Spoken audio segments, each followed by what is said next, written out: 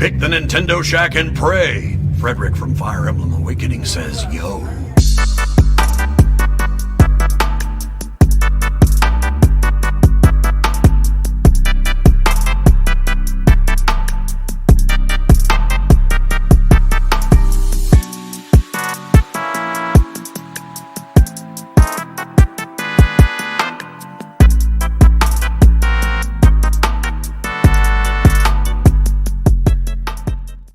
Greetings, Koopalings. Welcome to this week's episode of the Nintendo Shack Podcast, episode 336, Switch Sales Slip. I am joined here with Delvin, as I am every week, and as well as Donnie, who is back after taking a couple of shows off. How are you both doing today? Doing pretty good. Doing We really missed good, actually. Donnie. Me and Delvin missed you. Did you? Sort of. Speak for Did yourself. you? Goodbye. Didn't sound like you did. So We missed you, It but wasn't me and us. Delvin had a very fun time hosting. It wasn't us. It was the audience. They're like, now that Donnie's going, fuck this shit. Donnie is the backbone of the Nintendo Shack. We could not Yes. do it without him. except it totally did. For We- like 2 years. We saw it happen then. We need your support and motivation and work ethic. Yes. You're Shaq Jesus. How's Yeah, your yeah, game? yeah, You yeah, took yeah, off because you exactly. were playing a game. Yeah, that is a big reason. College football is great. It's great. It's wonderful that it's back after a decade of being away. I was telling Rebecca that. Yeah. I Yeah. had no idea. Yeah, like it's been longer than GTA has been between releases. That's If long. that puts it in any perspective. But it's not because they were developing it the whole time. There was something going on with the rights. No, they got long story short, the NCAA got sued by the players years and years and years ago, and that's created like an upheaval of college football ever since, and all kinds of stuff has happened, and it's taken 11 years for them to even get the okay to make a product again. That's wild. Yeah. So it's been in development for I think about 3 years. Was when EA announced that like we're going to Yes. make one again. When players got to be paid again. It's not a perfect game, but it's pretty good though. Like it is pretty good. So Is it 3 years in the making worthy? oh, for sure. I'm glad that it's back. What is this new Twitch format? What is John 32 talking about? I think he's talking about when you open Twitch on mobile now, there's a new update where it's kind of like TikTok because it immediately starts showing live streams instead of your following list. And you can like scroll down and it shows a mix of like people that you follow and like people that you might be interested in. I don't know how Sure. good the algorithm is yet, but it's not like I feel like people have been asking for more discoverability features on Twitch for a really long time. And now that they added that, people are like really mad about it. Yeah. But That's the internet. but I think it's just because it's a little bit not hard, but it's a little bit more tedious to go to your following list. So anyone who wanted to come to the live show today on the mobile app had to pull up their phone. Instead of just like immediately clicking on our name, you had to like go into the following menu, which is like a different screen now. That is a bummer. Yeah. I don't like Twitch.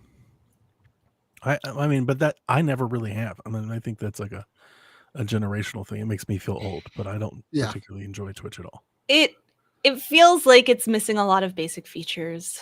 The app.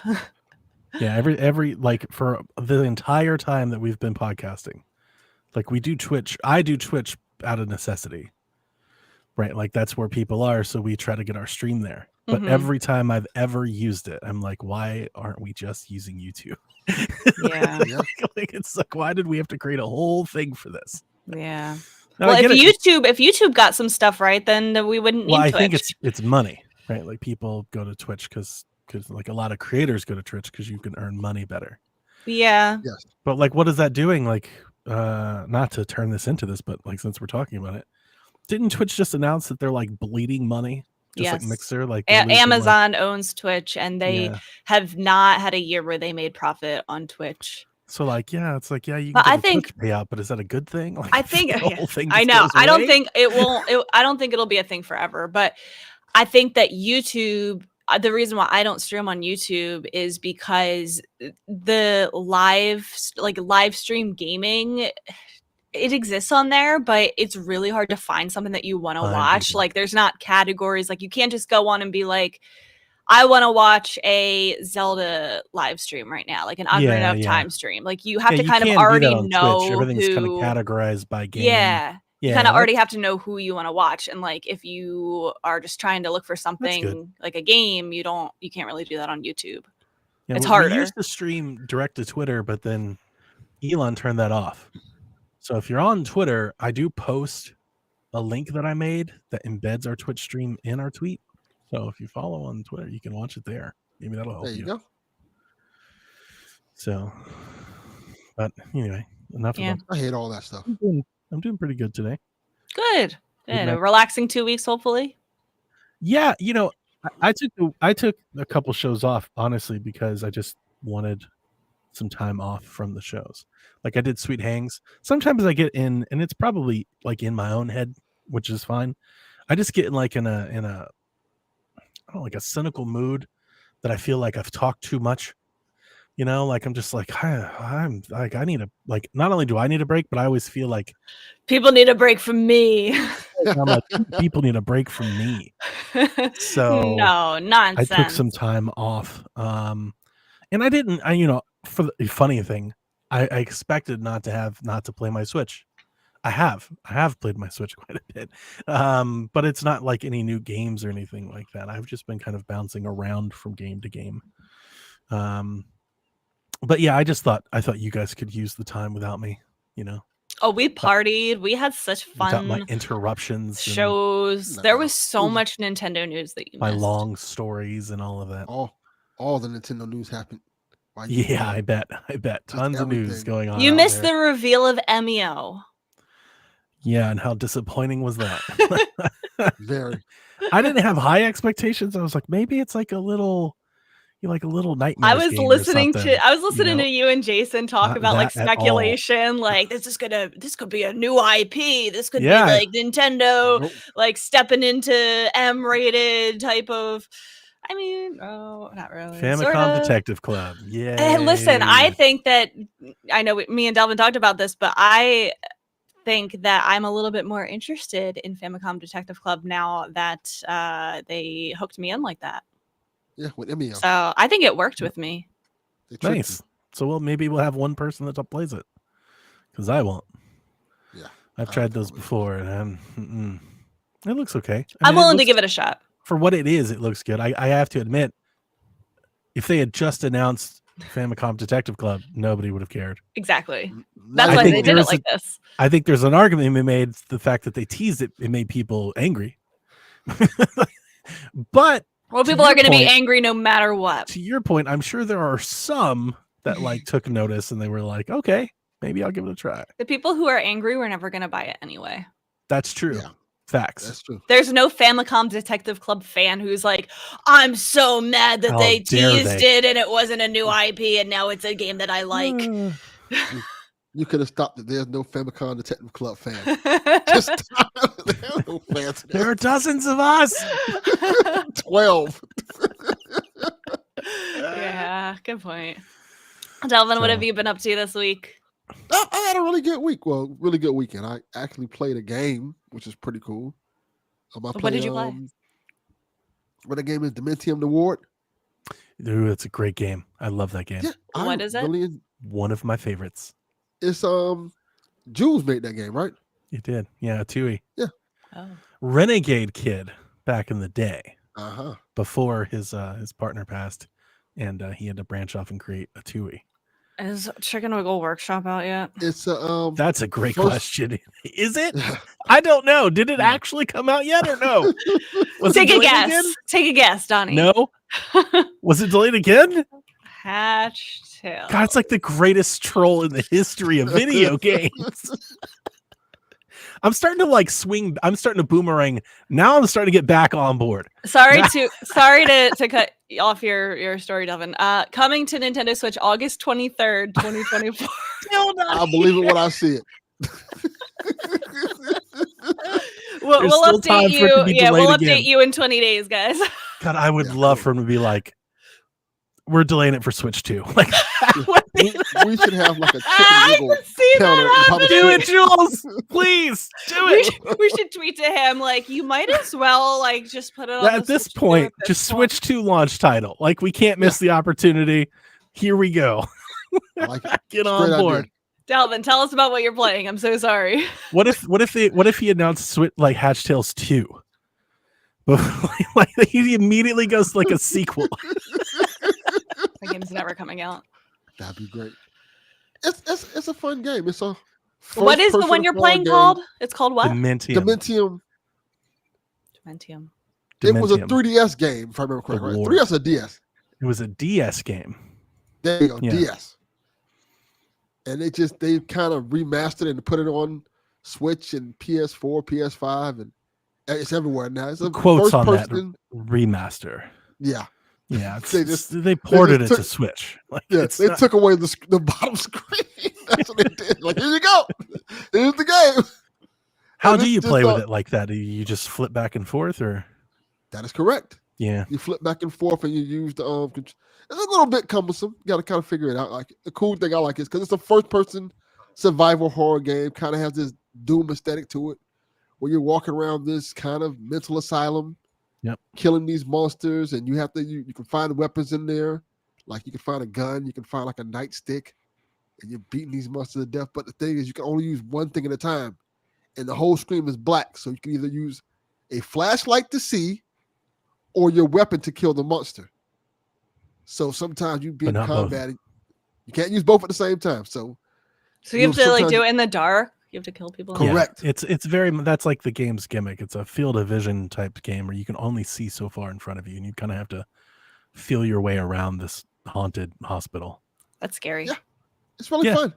It's short.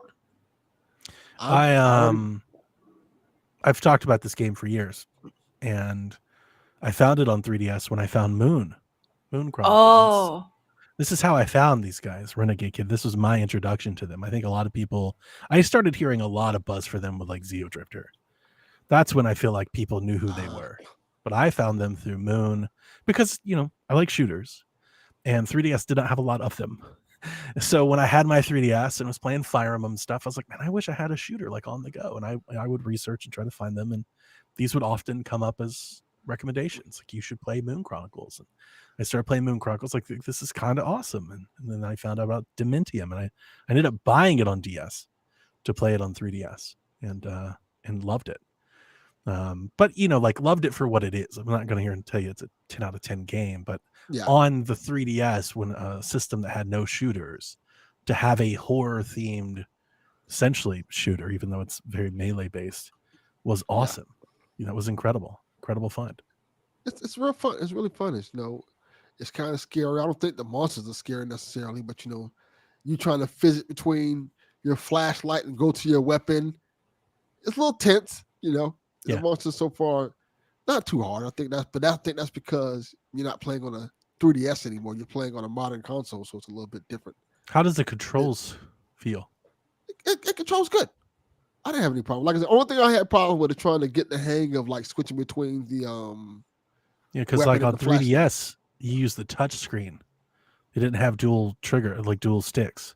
Yeah, you use So the you use the stylus. It was kind of, you'd play it one hand with touch screen and the other hand on the controller, yeah, it's kind of like it plays like a regular shooter, or like a something regular that. shooter. Yeah. Yeah, you used I think it's the L1 and R1 button to switch the weapons. Is it It's on a weird sale? What thing. made you buy it? I bought it a while back, Oh, and I've okay. been wanting to play a horror game for a while, and there's two of them I was interested in playing. It was this one and World of Horror, which people say is really good. Yeah. So I was just saying, let me start to crank this one up because it's already downloaded, and I started playing. I'm like, oh, this is pretty fun. Like I said, it's not scary, but it's tense. Has that cool aesthetic to it, like an old school game. I kind of feel like I'm playing an N64 game almost, Yeah. that's cool.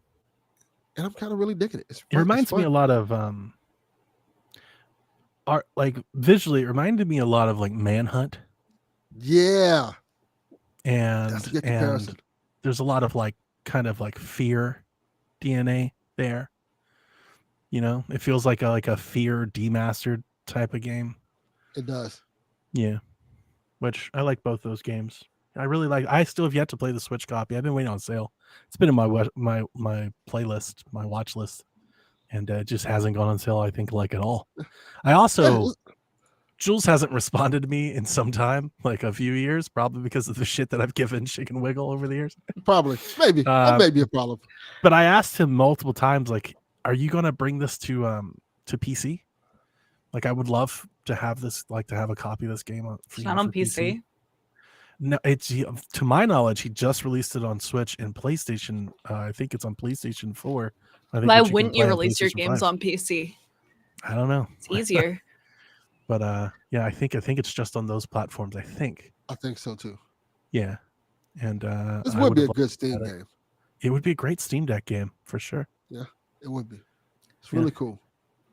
Johnny, Yo, I was at the Limited Run store ooh, this past North week Carolina, in North Carolina.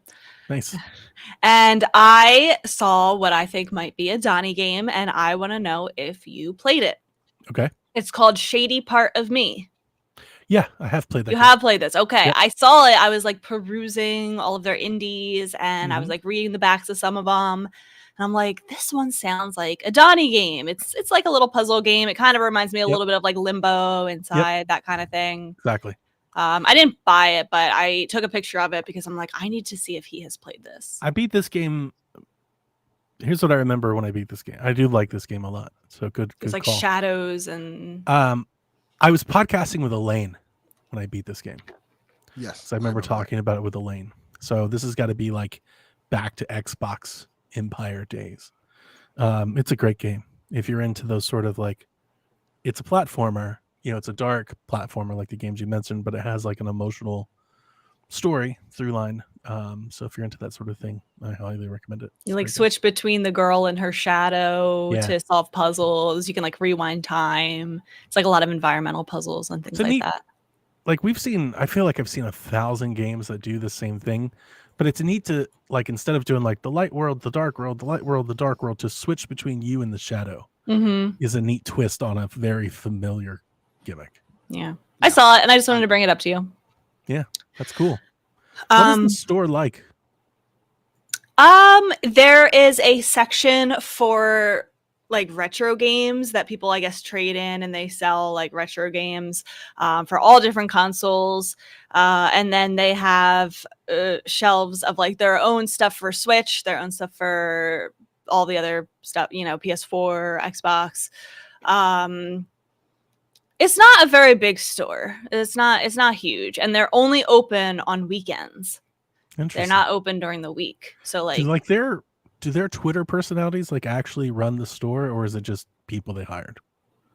I don't know. I don't really Like follow Limited them on Run social Doug media. and stuff. Okay. I don't know. I think it was I've two always girls wondered. working the counter.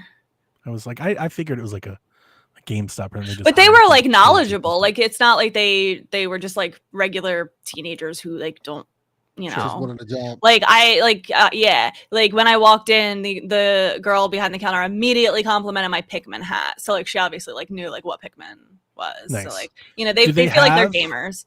Do they have like out of print stuff there that you can pick up? That's like, do they have stuff available in the store that's not available on the website? I would think so. They have a lot of games available. I would say so. I've always wondered Um, if they like held some of their physical stock back for the physical store. Yeah, and they have like lots of vinyls that they have sold and books. They have like a whole wall of books that they publish. I'd imagine like a lot of merch. There's some merch. There's not like Yeah. a ton of merch, but they have like shirts. I've gotten a shirt from there before. They have like pins, Who bought things them? like that. Limited run? That's a good question. Yeah, somebody just bought them, I think, last year. I forget. Is it like yeah, who bought Limited Run? Was it I'm looking it up Embracer? now. Did they get embraced? I think they got embraced. Embracer. Mm-hmm. Yeah. Yes. Mm-hmm. So I was always, that worries me some. I hope they're totally fine. I'd rather, you know, like I'd rather like a publisher had bought them or something. You know, like Yeah. it'd been cool if like IGN had bought them or something. You know, they've got like Humble Bundle. You could see something like that, like kind of pairing together. That'd be Well, cool. those kind of companies close down things too. That's true. We'll But talk not about like it. Embracer though. True. Yeah, true. But Embracer. not like Embracer. Embracer's They fucking all do. Thanos They of all the do. gaming universe. Yeah. Yes. Well, anyway. Hey, Becky, you Um, don't go in there and throw around your weight and say, "You know who I am? How I dare host you? Nintendo Shack." How many followers I have? I think because their hours, they only have 2 days that they're open. Like there was a good amount of people who were in the store like Sure. at any time. Like it's like more people were in there at any given time than like if you walked into a GameStop. Like whenever I Yeah. go into GameStop, there's nobody in there. It depends. It depends like if there's something coming out, of course. Mm. You Yeah. know, like I feel like if there's something out or pre-orders, then I usually see people, but day to day, 1 or 2 people at most. Yeah. My Well, GameStop there was is- more than 1 or 2 people in the my limited local run store. GameStop is in like a strip mall, and it's like shoved in the. It's like honestly, it's not even like a strip mall. It's like an outlet mall, and it's shoved in like the corners. It's like one of the smallest spaces for a store I've ever seen. Yeah. It's like the size of like a Starbucks at like a bookstore is like much bigger than the Oh, yeah. GameStop that I I know have. what Like, you're you know, That's like small. it's really small. Like you can't Oh. have more than like, I think maybe 4 people could stand next to each other left to right and touch the other side of the store. Like you That's could sad. just reach out and touch the wall. That is sad. Yeah, it's almost like it's like a storage locker kind of. It's like a U-Haul or something. Might be getting towards that end. Mm-hmm. I don't think so, but we maybe. I think like we always say this, and then one of these companies need to like sell a system, and all of a sudden GameStop They're comes back back, around yeah. again. You know, All somebody's got to get those systems out there, and I We don't actually see feel as like many physical games there anymore, though. Like the no, it's physical all game section is so collectibles, small. Pokemon cards, pops, Mhm. statues, merch. Like it's all that kind of Yeah, stuff. that's what I go there for now. Go there to get my 50% off a collectible because they're Yeah. always on sale. Like, they But I always do have feel them. like they're actually maybe if they can find a way to stay profitable, they're one of like the better options for console makers to get hardware to players. Yes. You know, like you can still do Amazon and Walmart, of course. They do a lot of like digital online stuff. But like it's getting harder and harder to find floor space. Best Buy's closing their stuff down. Walmart's gaming section is like non-existent. Target's has never been great. So like if you want to get 4 million consoles out there on shelves for Black Yeah. Friday, like GameStop's like the best option. That is true. It really is. You know, Although I like, feel like people always places like Best Buy and Walmart will make space for consoles. they'll just like I put them on think. the floor. Yeah. You're right. I like that's got to have some value. But yeah, right? you're a little. Yeah, definitely. I don't know if it's enough to keep around, but maybe they need to pare back or something. Well, they'll have time for, the Switch 2 coming out soon, or the Yeah. rumored like PS5 Pro. PS5 Pro, Mhm. They still the got some time. Xbox handheld shouldn't be around that too far around the corner. Apparently, so They now have Steam Decks in there now, so it's amazing they They don't do? do allies. Yeah, They sell Steam They- Decks in stores? and they'll take Yeah. trade too. What? So they do refurbished and recertified too. I had no idea. Oh. only in GameStop. Oh, okay. And now they're doing do you see they're doing graded Pokemon cards. I I saw hate- that. I hate the whole graded thing. Me too. Like I get why for cards, but like Pokemon cards, really? But like if you have graded cards, they'll take those in on trade now too. Like they'll swap with folks. Okay. So GameStop just becoming a straight up pawn shop now. Seriously. it's like a geek pawn shop. Mm-hmm. Yeah, it's like we'll give you more money for your old console than the golden pawn will. Mm-hmm. I did a couple things this week that I just want to shout out real quick. I posted a YouTube video of my Animal Crossing New Horizons island. I did a whole tour of the island because I'm finally at the spot where I feel like I'm finished with it. I'm happy with it. I am ready to show it off. So I put a video on there for anyone who wants to see what I have poured hundreds of hours into my That's cool. island. I'm very What's the happy. theme? It's like it just kind of has like a natural theme, like just a regular natural town. Like it's not like too built up or anything, but it has like a lot of cozy areas. There's like a farmer's market, a fishing village. So if anyone wants to see that, you can go check it out on my YouTube channel. And I think my wife may have beat Animal Crossing. yeah. How do you beat Animal Crossing? I don't know, but she told me it's like she was playing the other night and she wouldn't stop. Like she's been constantly playing, right? I've brought it up many times in the show. Like every day she comes home, she grabs her Switch, sits on the couch. Yeah, that was me. And the other day I was making dinner. She's sitting over there and she goes, "What happened?" I go, "What?" And she goes, "It's running credits." I'm like, "What?" She's like, "I don't know what happened." She's like, I was sitting here doing something. She said somebody came to town to play. And then it started rolling credits. Like, did you just beat Animal Crossing? There are two places where credits roll. The first is if you go to a KK Slider concert when he's performing, the credits roll. So maybe Okay. KK Slider came to. Was it on a Saturday? Because he comes on Saturdays. I don't know. He comes on Saturdays, and if you listen to a song, the You credits get roll. credits. The Okay. other time, does she play the DLC, the Happy Home Paradise with the expansion pass? I know I installed it. Because I don't if know she she did knows that, the difference. if she did that and she did like a certain number of houses, then the credits roll. I'm shocked at how much of a grip this game has had on her. She's never been into games. She had it the first go around during COVID when it was all the rage, and she like Mhm. kind of played it for like a couple weeks and then didn't. And then she has played it like every day for like 6 months. There's some kind of drug in it, I swear. It's something's going on. And here's the thing. I keep buying games to like distract her. I'm like, here's One Night Stand. I just bought like a little to the left. I've made her own little category, her own little group folder on the Switch. I was like, just play these. And she's like, yeah, I want to play that. And no. Donnie, I have Just so hits many Animal Crossing games and never that I plays want anything to else. play, and I have them. I own them. They're right there ready for me to play, and I still boot up things like Animal Crossing and Splatoon. I'm totally happy with her, and it's completely selfish and hypocritical of me, but I'd be sitting on the couch. She's just lost in word. I'm like, I'm gonna leave. Like, I don't even want to be here. Like, you're not even. I'm like trying to show her TikTok. She pay no attention. I'm like, just let me know when you're done. Oh, Okay, you're not even here. Aw. She's into it. I like that. The other day we were late having dinner. I was making cheeseburgers. She was like, okay, I'll make a salad and macaroni and cheese. Macaroni and cheese sitting on the stove in the pot, nothing turned on or anything. Because she's over there. She's like, I got to do something before nighttime. I'm like, the burgers are ready. Their family is ready to eat right now. She Like, has we to are do hungry. it before the stores close. She's like, I have to. I was like, we're hungry. I get it. I get it. Tell Melissa she is valid and I understand her. It's not valid. I had to eat cheeseburger by itself and then come back for macaroni and cheese later. Like, what the? Yeah. This is affecting your life at this point, I support her. Glad she has her priorities straight. right? Jeez.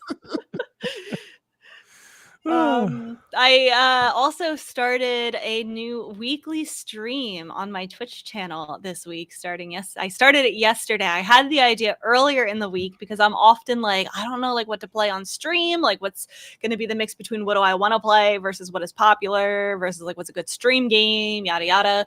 So I came up with the idea. A lot of people do like spin the wheel type things on their stream now. Yeah. So I stuck 100 Super Nintendo games on a wheel.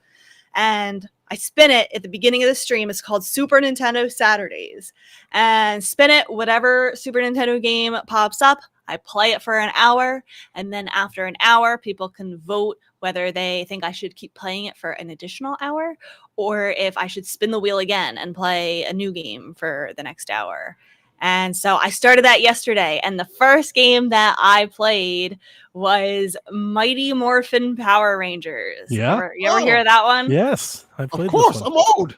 Mhm. I didn't know anything about the Power Rangers, but I did Trini and then I did Kimberly, the two girls. Like it. And Like it. I was beating people up. It kind of reminded me of Teenage Mutant Ninja Turtles. Mhm. That's exactly what it is. Except like you're like weak when you're a teenager, and then when you get your morphin suit and you become a Power Ranger, you're like unstoppable. It was Morphin amazing suit? Why she say it like that?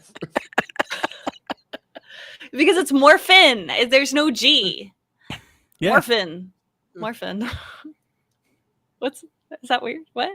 No, you got it. Delphin was making fun of me. The way you said it, no one has ever Morphin. called it a morphin suit. Yeah, morphin. That was funny. Morphin. Got the Philly. The Philly came out just a little. Sorry. Mighty Morphin Power Way. Anyway, it was fun. And then after the hour was over, people said spin the wheel. And then I got to play an hour of Yoshi's Island, which I love and adore. And then I got to spin it again a third time and played an hour of Secret of Mana, which I have also played before. So I'll keep you guys updated on if I end up playing any interesting Super Nintendo games on Saturdays now. You can check that I'm out. surprised you didn't beat that Power Rangers game in an hour. Oh, I was Game's very bad. I finished Area 3. Didn't they just release? Did they just re-release that Power Rangers game? Are they making a new one? I think- saw something like this, right? This is I think there's a new one. There's I a wonder new when does one that come out yet? coming out. I gotta get that. Not yet. It's in the vein of that G.I. Joe and the Ninja Turtles game. In that same type Okay. of scheme. Okay. Yeah, I gotta get that one. I like that old game. That's a good game, Rebecca. Yeah. Yeah, so it was Yes. cool. It was fun. I like Super Nintendo. Sean's The doing Super those. Nintendo Sean's was the been first. doing those spin the wheel bracket things for a long time. It's Those popular. are cool. People like it. I have a friend who I- just spins a Zelda wheel on his stream and then plays the Zelda game and then I could never. This is why I don't stream things. I would never just leave my time to play something up to chance like them. Like, absolutely not. Sounds horrible. Right? Well, one of my friends also does a backlog wheel. So she puts all the games that are on her backlog and then the wheel decides what she plays next. The wheel. Wheel of Look, Destiny. oh, That's fun. cool. Anything else before you jump into the news with us? So I've been catching up on like some backlog stuff. I've been playing a ton of college football, yes, but I've also been playing on Switch. I've been playing Duke Nukem, Ooh, which I finished. I went back to Pikmin 4 for a little bit. you did. I got through like I guess it's like the beach, like the lake. Oh, area. that's a It was pretty area. cool. Yeah. And then I come like a living room. And I started playing Penny's Big Breakaway again because that was one that like I started to play and it wasn't super great on Switch, but they said there was a patch coming and I put it down and then the patch came, but I never went back to it. So I've been playing a little bit more of that because I was pretty excited about that Okay. earlier in the year. And I've been doing that because I've been taking my Switch to work with me. I've been heading downtown more days per week the last few weeks. And then like last week, I bought Persona 5 Tactica because it's been on sale a lot lately. You can pick this Yep. game up on Switch for like $20. And I wasn't all that interested. I think this game came out of Game Pass. I wasn't all that interested just because I was like, I don't know if I need like another tactics game or whatnot. But it was $20. It's a Switch game. It's a physical Switch game. It's Atlas. It's Persona. I was like, okay, $20. I'll give it a try. And I've been rather enjoying it. Okay. Actually, I don't keep up with like all the Personas. I feel like we have had like 19 Persona 5 games. There's so I many. can't keep track of It them got all. hard. And I think when I first saw this game announced in my head, I think it was like Persona 5 but tactics. And I mean, of course it is that. But like I thought it was going to be like a retelling of Persona 5, like that would be the story. It's not. It's got its own original story, which is quite good. It's got like this chibi visual art style, which I like a lot. It reminds me a lot of like Scott Pilgrim animation. And of course, it's got all the Persona flair. Like their UI designer are the best. They're the best in the industry. I've never been so captivated by like menus and UI animation than I am in any Persona 5 game or any Persona game that I play. I'm like, That's good because I feel like it's really hard to like make a good UI. yeah, their loading screens, their UI, the menus, the navigation, they're always so great. And when I Very talk about stylized. things like how terrible Call of Duty's is, it's like, why can't everybody just do what Persona's doing? Mm-hmm. But I'm enjoying it. It is good. It's it's Persona XCOM. It's Mario Kingdom Battle, but Persona. But it's got its own story. The cast is all there. They all return. It's got a twist that I wasn't expecting. But I don't want to get too like. I mean, I wouldn't even know. I don't think I'm even qualified to get too into strategy RPGs. I like it. I like it a lot that it doesn't feel as XCOM-y to me as some of the other like games have come out like in this style. All the characters essentially have like a ranged attack, a melee attack, and then like a special attack, like an art. Mm-hmm. And the arts all do different stuff, and you have like an SP that you have to gauge on how you use them. But like, it doesn't seem like there's a whole lot of this then that sort of thing. It's like every character feels like pretty balanced. They all kind of feel equal. And it's more about like the trick to the game is essentially cover. If you can knock the enemy out of cover, then like essentially you get like an extra turn. And if you can like stack those, you could just beat the hell out of fools. Like it's not all that deep, I guess. Maybe it gets that So way it's like the not as further you play. tactical as like it's not as complex in the fact that you have to think really hard. Yeah, like I think you can be like, if you want to like maximize, if you want to like beat the game in the fewest amount of turns and stuff, I think you can be that way. Right. But if you're like just trying to just win and progress, I haven't found it all that I don't want to say challenging, because it is challenging, but That's like you know. Advance Wars. Like yeah, it does you sort of give me a little bit more can than make that. it more like complex if you want to, like to beat it, and get like a really good score where you beat it in like few amount of turns, or like do it really Yeah. efficiently, or like you can just like play and just get through it. You can also like trap people, where you can like kind of corner them by surrounding them with your units, and then you get like devastating attacks, which is pretty cool. But ultimately, I'm really just playing it because it's super stylish. It's really nice to look at. I'm playing on Switch OLED, and it's just very glossy and very shiny. It's very sharp. The game runs well, runs great. Like in a shinier, better way than like Mario Rabbids does. And so like I was gonna say it's not all that impressive to run a game like this, but we've seen games like this not run so great. And this game runs pretty well, and it's got all of the lots of story, in between battles and stuff, lots of dialogue, lots of that. So if you're you got to be into that. But for a cheap game, I'm actually kind of impressed by how much I have been enjoying it. Good. Yeah. Awesome. Ready to do the news? Yeah, hit us with the headlines. So we're going to kick off with some Switch financials, as this quarter financials just dropped. The Switch has sold 143 million units. I believe that's up like 2.5 million from the last time they reported. So Switches are not selling very well. Like they've stopped selling. Overall profit has dived 71% by what Nintendo has called slowing demand for the little handheld that could. Hardware is down 46% year over year. Software is down 42% year over year. I mean, it makes sense. Of course. Oh God, yeah, absolutely. It's 8 years. Like it's been a long time. And they told us that something else is coming. Yeah. Paper Mario, Thousand Year Door has sold 1.76 million. Luigi's Mansion 2 HD, which just released, has hit 1.19 million.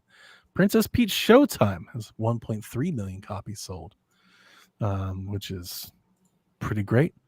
They reaffirmed their lineup for the rest of 2024, starting in August with Emio, the Smiling Man, Famicom Detective Club, Rebecca's Game of the Year. Then in September, The Legend of Zelda Echoes of Wisdom come out. October, Super Mario Party Jamboree. November, Mario and Luigi Brothership. And then in January, Donkey Kong Country Returns HD. So I forgot that was coming out. that's the one that I'm all in on: Zelda, Mario Party, and Donkey Kong. I might do a voucher for a digital copy of Zelda and Super Mario Party. Yeah. Because is Mario Party $60? Yep. I got a pair of vouchers that I used on Mario Party and Donkey Kong because I wanted Echoes physically. I wanted the cartridge. Because I want to get a physical of Echoes of Wisdom, but I don't think I can wait until I get to the store. I got to play it right away. Sure. I get it. I've been there. So yeah, I no, it's not that surprising. In addition to all the talk being about the next system, Nintendo has acknowledged that it will come. But we've been talking about it for years. I think this is more of a matter of Nintendo theoretically has sold this to almost anybody that could ever be interested in one. Like at some point, you just can't do anymore. Like I'm sure if they had a giant game, they could move a little bit more hardware. But I mean, what are you gonna do? They've sold almost 150 million of them. Like at some point, you got to move on. Mm-hmm. They've sold so many. They've sold some to people who bought it already like twice, Yeah, 3 of course. times Mhm. over. Me, Yeah, So at for some real. point you gotta Buying just people. like, all right. Yep. At some point you gotta just like, all right, it's time to move on. And we're at that point where it's getting time to move on. That's all to it. Like, all right. Mm-hmm. This is not a bad year for its last year. Like I feel No, like we've we're seen ending on way some worse. really good hitters. Yeah, we've seen way worse last years. We've seen better worse years, but we've seen way worse last years. Like the Wii comes to mind. The last couple years of the Wii was pretty barren. Yeah. You know, I didn't write this down, but I think this is at least notable. Nintendo did not change their hardware targets for the year at all. Interesting. It could be interesting because you would think with it not selling so well already that they would cut that. Like you would think that. But also like maybe it's they know that they're not going to hit that, but they at least want to make it seem like they think they can, you know, For like it could be that. investors, so that they're Yeah. staying positive about it. But also like even if they miss the target, they could always be like, well, it's because of our next system and all. Like I feel Mhm. I don't think it's important that they're not cutting their thing because I don't think they're like trying to hide anything, but it does make me wonder, and this is just reckless speculation. Do they still think they can hit it? And by that, do they have plans to cut the price? Do they have pre-order? Like, are they thinking that Switch Lite for Zelda is going to move some number? Like, where do they think because I think their target was like 13 or 14. So if they're like, let's say they're at 3, they got to get another 10. Like, where do they think that 10 is coming from if they're not going to change their forecast? You know, I don't know. I don't really see them cutting their price. I think it's something that they just want to remain like with an optimistic outlook for I think so, too. investors. Yeah, I think so too. Yeah. That's why I said reckless speculation. I could throw it out there. There are ways that I think they could hit that number, but I don't think any of it matters. I think if they miss the number, they're going to be like, well, we tried. Next system. Like nobody cares. So, yeah. THQ Nordic had a showcase which featured some Switch games. Epic Mickey Rebrushed was there. It comes out September 24th. Put that in there for you, Delvin. Are you going to get that collector's edition? Absolutely not. You want $200 of Epic Mickey Rebrushed? No, absolutely not. This was really cool. They announced a game. It's a new game called The Eternal Life of Goldman. It comes out later this year. It's an existential 2D platformer blending elements of Greek, Jewish, and Mesopotamian folk tales to create a world where life, death, nightmares, and wonder collide. It features hand-drawn art and hand-drawn animations. If you haven't seen it, it is gorgeous. I posted in the Shack channel. I'm all in on that game. Day one. Can't wait. I'm gonna look it up. I never heard of this. Yeah, it's got a hell of a name. The Eternal Life of Goldman.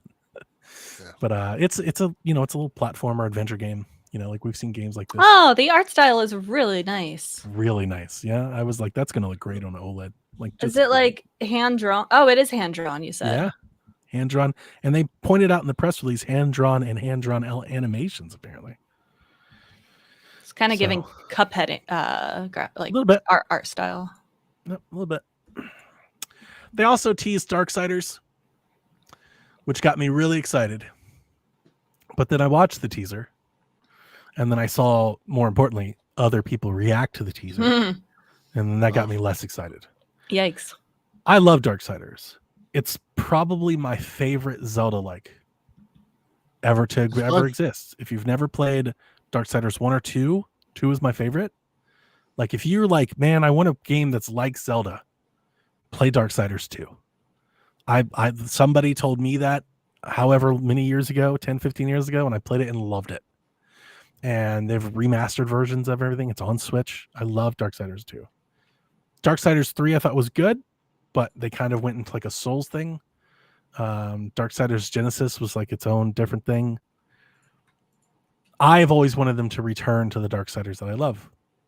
In the new teaser, they really kind of, I mean, it's just a teaser. It's 10 seconds. So I don't want to pull too much from it, but they allude to all of the Four Horsemen being a part of it, and a lot of people are speculating it's going to be like some sort of co-op squad-based game, and that would be the least enticing thing that you could give me. Like, here's multiplayer Dark Souls. Like, oh my god, please stop. Yeah, kind of follows the story of it because It does. There's one moment I'm like, hey, all of them going to finally get together and kick some ass. But Well, that's been the thing since 1, right? yeah, But I mean, I would rather us be able to play the game with any of the horsemen, and it just still be like a single player Zelda like game. I agree. But That's what I want. I don't know if we're gonna get that. It just feels like everything is becoming Four Swords. They need everybody to have 3 friends, and you all play together all the time for every game ever. It's Mhm. gonna be like the next every shooter, every platformer, every fighting game. Like everything is slowly turning into this, and I hate it. Mhm. That's the new big thing. Yeah, I know. I don't want to kill people. It's my least favorite thing. So we'll see. Look, it's just a teaser. We don't know. Maybe I will be happily mistaken. But a lot of people were like, multiplayer Darksiders, let's go. And I was like, oh my God, please stop. The Jackbox Naughty Pack was announced for Switch. It releases in September. I wrote down some of their dialogue from their press release. I thought you guys would like this. So Delvin, they said in Jackbox Naughty Pack, you can have a threesome of fun. You can play the game Faking It All Night, which is a social deduction game, or you can play Dirty Drawful, which is a drawing and guessing game. Already make Drawful dirty. You don't need to make a dirty Drawful. If you're playing with the right people, it's already dirty. You can play Let Me Finish, a presentation game. I like Jackbox with the right people. It's funny. Their key features are the more the merrier. If you customize your game with content filters and streamer settings or accessibility options, they also put down it's good to be bad. You have to be an adult to play this game, but you don't have to be mature about it. And then their last key feature is variety is the spice of life. When you play any of these games, everyone walks away satisfied. I feel like they're leaning, like they started off as a party game, but are leaning into what people already do with too much power to make their own choices. I'm very interested to see how this game sells because of its mature rating, they're very limited in like how they're marketing it. Like it's not being pushed. I don't think any of the platform folks will actually push it. So I'm wondering, like, will people ever see or find this game? Or is it like just destined to sell like 150,000 copies because it's a mature rated game? It'll probably do just about as well as most other Jackbox games. Yeah, I hope so. It'll probably find his own following. Yeah, I'm buying it. My wife is very excited to play. We love Jackbox, and nice. we definitely do exactly what you're saying, Rebecca. So the idea of a game leaning into it for us was like all in. Let's have fun. Mm-hmm. So let's get the shots. Let's get the drinks out. Let's have a good time. Some headlines that I wrote down. Blade Chimera has been delayed indefinitely. It is delayed. Oh, no. I assume that means out of the year at least, because they didn't even give us a date. They're like, the game was scheduled to come out. I played the whole demo, and they were like, and now you can't play it anymore. And there's a demo. And I'm completely Interesting. I'm up in arms about it because Oh, this was one of the smaller games that I was really looking forward to. that's a shame. The Switch versions of Shadows of the Damned Remastered will apparently run at 30 frames per second because on their Twitter they said all versions will run at 60, and then they said except the Switch. So Not you, I have to Switch. imagine it's going to be at 30.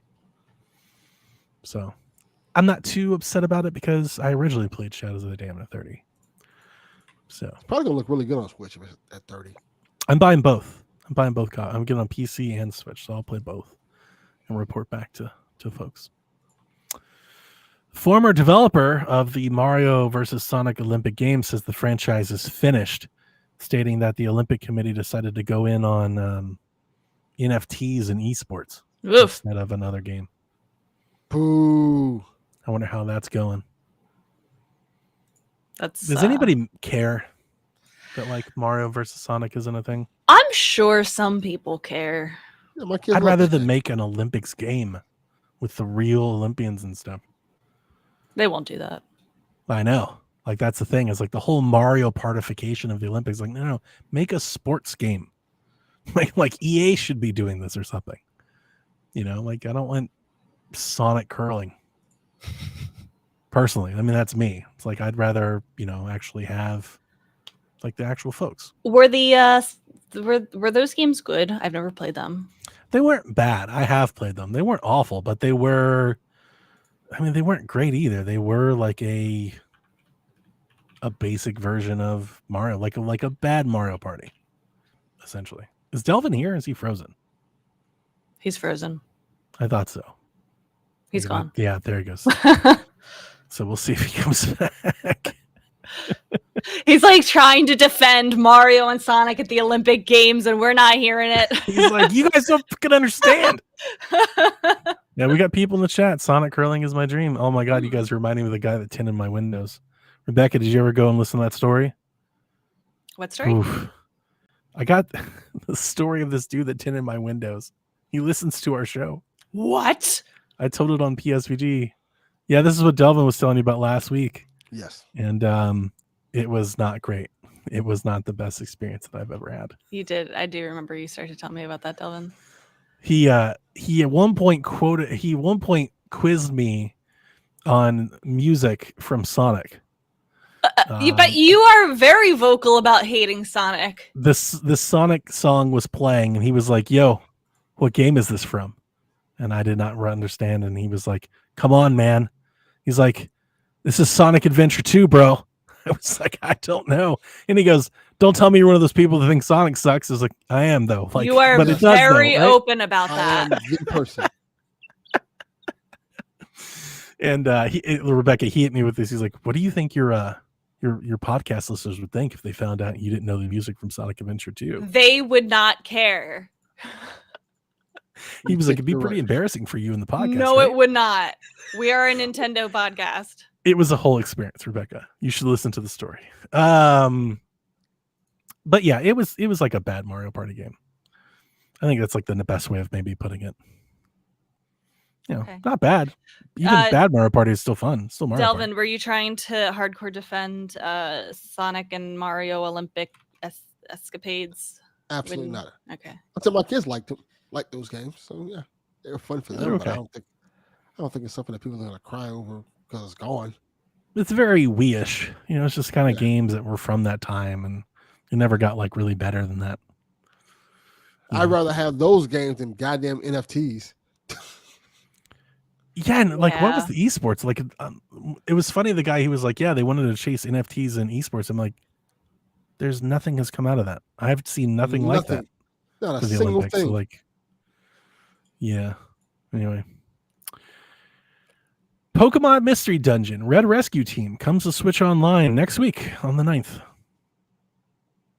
I never Excited? played these games. This Are they is the good? one that they remade. Exactly, right? which is why I'm not like too particularly excited about this. Like, look, I It's did not not a- play the remake. I did not buy it. it's not a bad thing that it's there. Like, it's fine. It just, to me, it's like, this is the lowest hanging fruit. Like, this is the least amount of addition that they could add. Like, they're literally adding a game they've already made a remaster for. This is not the Like, yeah. lowest hanging fruit. We have had lots of lower, Donnie Reese. I will give this. I mean, a on the chance. I will Pokemon play side, I this. guess, is what I'm saying. I would think I would rather have any other Pokemon game than this. Really? Yeah, I do. Give me Pinball. Give me Shuffle. Give me Troze. Give me any actual Pokemon game. Give me Hey Pikachu. Like, I honestly think I would rather have any other Pokemon game than this. But that's just me. I was not all that excited by the news. I was like, guys, come on, Nintendo. You guys are sitting on 100 Pokemon games. They- You gotta do the one it's already on the system. Yeah. There's definitely a lot more that they could be doing. It's like it's already there. And you're like, well, that's just I can honestly see in the boardroom, they're like, didn't we already give them this? You're like, yeah, just throw that on there. It's fine. Nobody will Look play at- it. Yeah, exactly Come on. right. Hang on a second. You're gonna like Mystery Dungeon whether you want to or not. Yeah. Like I really do feel like it's like of all the Pokemon options that you could have possibly chosen, like this is at the bottom of the barrel. So, but you know what? There's people out there that didn't buy the Mystery Dungeon port, and maybe they've never played it, and maybe they try it on NSO, and maybe they love it. I don't know. I've never been all that into Mystery Dungeon, but it's not bad. I used to like it a lot more. I did buy the port. Are the remaster. games short or long? No, they're pretty long. Yeah, it's just a lot of. I've never finished one, but I don't know like what how long the beat is. But like, there's like a lot of like levels. It's like a lot of padding, but they're fun. Yeah, they're just always like for me. They always like I like them, but they always just wear out their welcome after a while. It's Yeah. just like okay, I'm ready. To Yeah, I move on. get that. Okay, well, it's coming for those who want it. Yeah. The next Tetris 99 theme is based on the Splatoon 3 expansion pass. The 42nd Maximus Cup. 42nd. It's been 5 years. of I Tetris can't 99. believe they are still doing those events. There must be That's enough crazy. people who are into like this must be way more successful and popular than we think. Oh, yeah, for sure. It comes out August 16th. XBS in the chat says this is a Pokemon Mystery Dungeon. The remake was 17 hours to main story, but way more to do everything else. Nope. So that's about how long it is. We're back to left. Why? That was not me. That was you. Donnie hates me. No, the second one was me because I thought I was getting rid of the comment and actually clicked on your name. The first one was you. You just disappeared. I didn't do that to you. Wow. Yeah. Let's see here. World of Goo 2 Physical drops on Switch October 29th. I think the game just came out or it comes out like tomorrow or something, like next week. I didn't know there was a sequel. Yeah. Anytime. Was it announced? I think it was announced in the Direct. Totally forgot. I'm gonna play it. Just not like have to go play it right away. Nintendo UK has started selling Zelda Tears of the Kingdom earbuds. If you didn't know that the Nintendo UK has a whole line of headphones. I saw that and I want to Yeah. know why is that not available here? I would buy them. It's a good question. Yeah, they have like Pikachu, Pokemon, Mario Kart. They have all these headphones, and they're like wireless headphones, but they just released a Tears of the Kingdom edition. I think one's like green and gold, and one's like gold and green. And like they look great. It's horrible. Mm-hmm. Yeah, they don't want you to have it. You I can wonder if order it's them from like they Amazon just UK apparently. you just can't like they probably don't think they would like meet demand. Of course it would. They put it they put it up in UK and they sell like 100,000. They put it up in America and it's like we need 8 million of them. You need to make a bunch of headphones. Oh. Yeah, maybe. And then it's kind of a somber story. Game Informer, the magazine, has closed down after 33 years in print. I've always enjoyed Game Informer, both as an outlet and the magazine. So it's sad on that part to see the magazine go. It is also a sad story because it seems like GameSpot like really kind of just did the staff dirty. Like they all woke up and the site was just taken down. Yep. Not even a like, chance to like save their work back, or anything. back up their work. Yeah. Why take the website down? Why not just lock them out? Why leave the website up? Like, what is that about? Because they're Like, scummy. You're not going to save any money by shutting it down today. Like, that didn't make any damn sense to me. I know several people who wrote and were Worked just there? laid off from Game Informer magazine. I know So Kyle and Alex. yeah, it's very sad. Yeah, it is. That And publication, it's been around for so long. People grew up with it and then like started writing for it, or like they've been subscribed for decades. Yeah, it was my favorite publication. I love Game Informer. Yeah. I mean, that's the only magazine I really grew up with. All these people, we've talked about it a long time, especially on PSVG. The 90s kids, they grew up with Nintendo Power and all that stuff. And I never really had that, but I had Game Informer, Mm-hmm. because it was almost like back then, around the turn of the century, GameStop was so prominent for buying games, like that was the place to go to. It was so easy to just get that magazine. It's Mhm. $10. You get the thing. It ships to your, like it wasn't like you actually have to subscribe and pay every month and every year to get it. Mhm. I never even paid for it. I just would always You usually would just get pick it up. Yeah. as a part of like the trade-in or something. They're like, hey, if you get a subscription, you'll save $8 today. And it's like, okay. Like it was never like something I was actually paying for. And news moved a lot slower back then. So I definitely enjoyed, reading the magazine. Every month they'd come in and I'd scroll through it and see the reviews and stuff. I think it's sad. Like, I don't know. It's definitely something that's not as popular anymore because of the digital era and social Yeah. media. Like, you don't need to rely on that to like get your news and whatnot. But it's still a nice like relic of the retro age. Yeah, that's why I don't enjoy them turning it off. They Yeah. should have at the very least, just leave it up for nostalgia's sake. Archiving. Mm-hmm. What does it cost them to have a domain a year? $100? Come on. Like leave it up. Just leave it up and let people look at it. And maybe they will. Maybe like I would love to Game Informer did have like a digital library that had like every magazine. Maybe GameStop will make that available, at some point. I want to say two things. Like to your point, Rebecca, I agree. It wasn't surprising to me at all to see this new. Like, okay, yeah, it makes sense. Like just the letter, the writing has been on the wall for this for some time. They've tried to like almost get rid of Game Informer multiple times, and it's like they didn't really drive traffic. I don't think they made money. So it's like, yeah, this is just the way of the world. Like nobody does this anymore.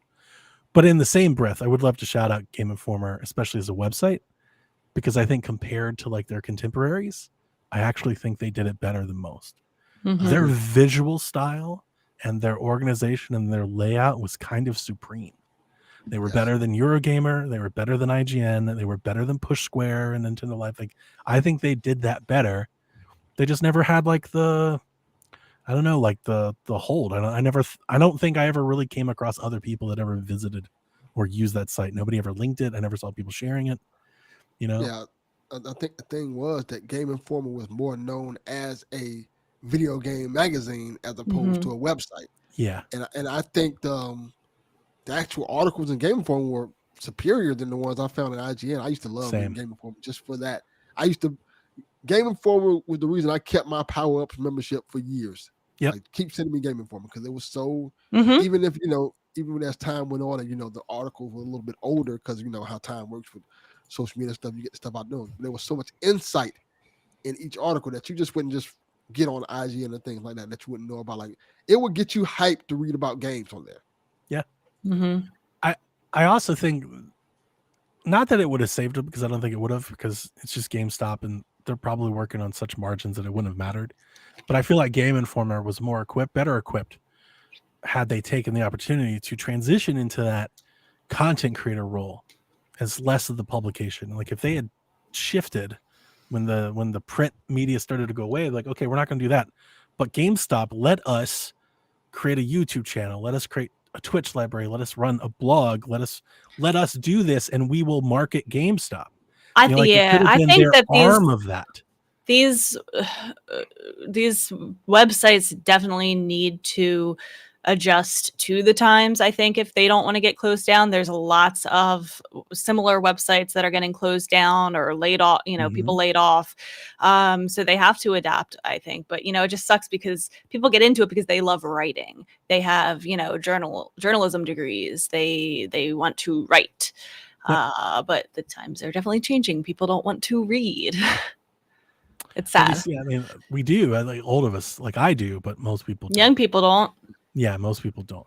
But I totally could have seen like GameStop doesn't really have a marketing arm, right? Like they buy commercials, like you see them on cable television, but like you don't really see any like gaming content creators or anything plugging GameStop, right? Or am I just like way off base there?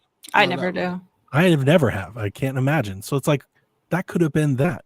They could have had a whole arm that was literally pushing and promoting GameStop, marketing for them around like a gaming influencer channel, and then GameStop totally has enough marketplace to get something like that very popular, and then they could make money off of the YouTube stuff and make money off the channel. Like there's a whole business there that like just nobody It tried. seems really simple to us, and it like makes me wonder why they don't do it. Yeah, I feel like if GameStop had a Game Informer content creation hub that they were pushing, like if it was playing in their stores and they had like a podcast and a YouTube channel and interviews and stuff, if they were doing that thing, that channel could have been self-sufficient from YouTube and Make Twitch money alone. personalities out of the people. Yeah, like it could have been self-sufficient where GameStop wouldn't even had to fund them. And you know the crazy thing about it is, they kind of do have that. Like if you go on GameStop, they have GameStop TV. Yeah, I know. Yeah, They could have just made that Game Informer TV instead of just Exactly. putting it in the stores. like it's a Put it brand. everywhere Yeah. else. Yep. Yeah. That's what I'm saying. Like if they had just had a Game Informer channel where they did the news, they hire a Jeff Grubb or something, they're doing the thing, right? They're on camera, they're doing the stuff. And then in between their shows and in between, and go to GameStop and here's a GameStop Pro membership. Like you Yeah. that makes it's It like, to seems me, obvious. you're right. I was Yeah. like, what are you doing? Yeah. So You can I put don't on know. the games, the review score from GameStop, from Game Yeah. Informer. And you say, like, yeah, there's so much stuff you could do that they chose not to do. And I was just like, why not do this? Like even when a new game comes out, you can immediately, like on the screen, when you're in the store, you can see the game review score right up there. Like, hey, here you Yep. go. So if you're curious about this new Madden, here's the Game Informer review score for it, right there. And if you got them popular enough, there's merchandising, there's other things you can do with that. There's public events. You know, you could have like a live show, like a GameStop Expo, where come out and hang out with your personalities and do a live podcast and t-shirts. And We You know, saw like- somebody yesterday wearing a kind of funny t-shirt. yeah, like there's an opportunity there because GameStop is so ubiquitous and it's always around that there's an easy way to push something like that. Yep. You know, it's like a built-in advantage to doing it, and they just never did. So anyway, shout out to Game Informer. Yeah. I'm gonna miss you guys. Heart goes out to them. I think Wonder how the much it art, cost to buy the the name. style of Game Informer was so good. What'd you What'd say? you say? So I wonder how much it would cost to buy the name now. To buy the brand? It's Yeah, interesting. just buy the brand. That is an interesting thought. I wonder if somebody would. If I was a media, Could they use it? Could like the writers like get together and buy it and use it? Yeah, I mean, if you bought the brand and you bought all its assets, I would imagine it has some value, diminished, but some value. Mm-hmm. I would Like, think if- so. Like if you're IGN, like why not? Yeah. Why would you want If to you're hold the on to it? conglomerate that owns Eurogamer and like the half dozen other media outlets, why not? Didn't one I- of us? Somebody just bought OpenCritic. Like why?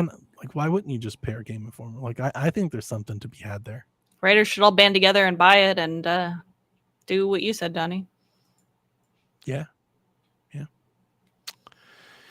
Anyway, that's the news. Rebecca, take it away. All right, questions directly from y'all's. Justin says, just one question. Can I join you guys one day? I saw this question. Hopefully, Justin listens to this podcast and can hear my answer. Obviously, my first answer is, Justin, where were you when we were auditioning folks? Like, that's question number one. Question number two is absolutely. And this goes for anybody that's out there.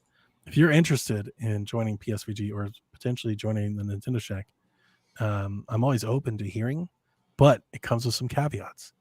Are you a part of the community already?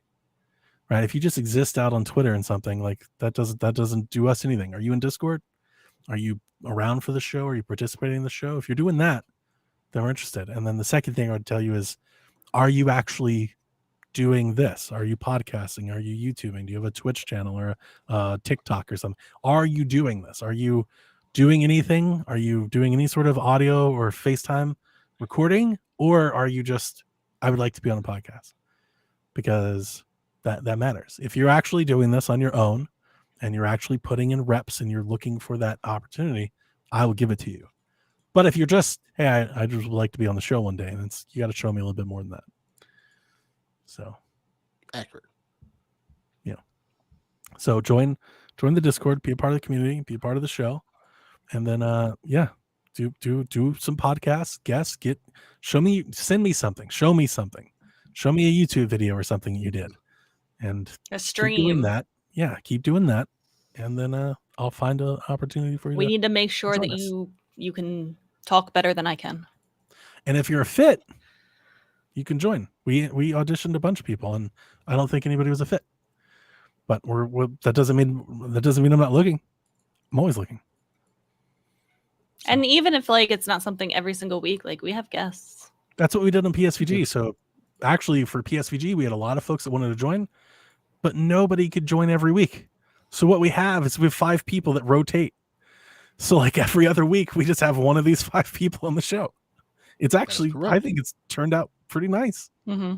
They've been on multiple times, but it's never like Contributing podcasters. Yeah, but it's also like the show has never changed. The show stays the same because they're almost always guests, which I kind of like.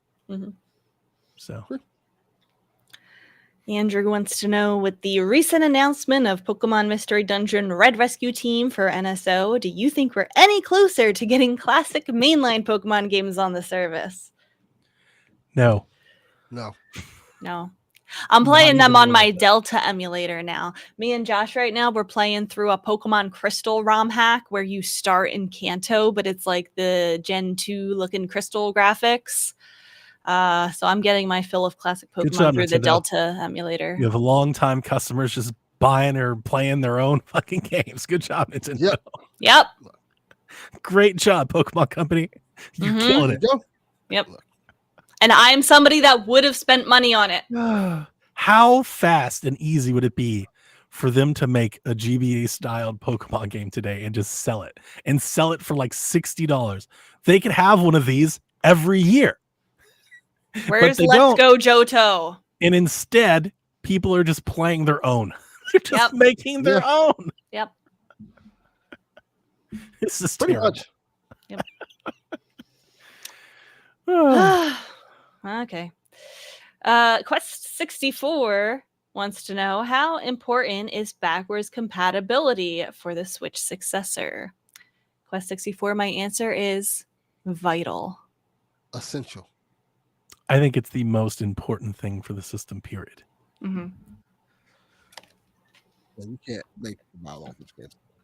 But here's the thing, and here's what I mean by that. If they came out with a system that wasn't backwards compatible, we would still buy it.